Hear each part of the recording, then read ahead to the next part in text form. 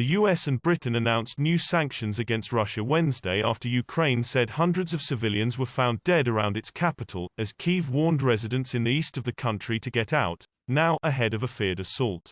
The White House unveiled measures targeting Russia's top public and private banks and two daughters of President Vladimir Putin, while Britain sanctioned two banks, and vowed to eliminate all Russian oil and gas imports by year-end.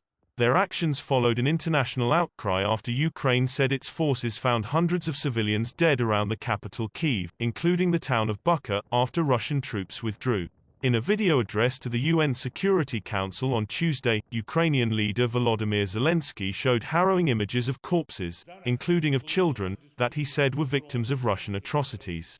The Kremlin denies responsibility, and on Wednesday, Putin accused Ukrainian authorities of being behind crude and cynical provocations in Bucha. In a call with Hungary's Prime Minister, the Kremlin said, "The Russian withdrawal from areas around Kyiv and the north is part of a shift in focus towards Ukraine's southeast, in a bid to create a land bridge between occupied Crimea and Moscow-backed separatist statelets in the region of Donbas." Ukraine Deputy Prime Minister Irina Vereshchuk on Wednesday warned residents in the eastern Kharkiv, Lugansk and Donetsk regions to leave immediately due a feared Russian attack.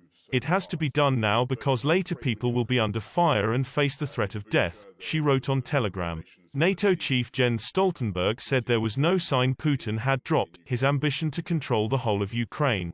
"We have to be realistic and realize that this may last for a long time, for many months, for even years," he said ahead of a meeting with NATO foreign ministers.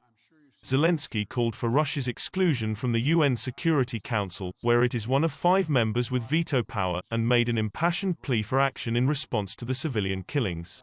"They cut off limbs, slashed their throats, women were raped and killed in front of their children," he said, after earlier comparing Russia's assault to the 1937 Nazi bombing of the town of Guernica.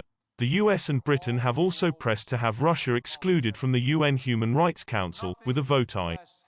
N. The General Assembly scheduled for Thursday. At his weekly audience at the Vatican, Pope Francis deplored the powerlessness of international organizations before what he called ever more horrendous cruelties, before kissing a flag brought from Bucha.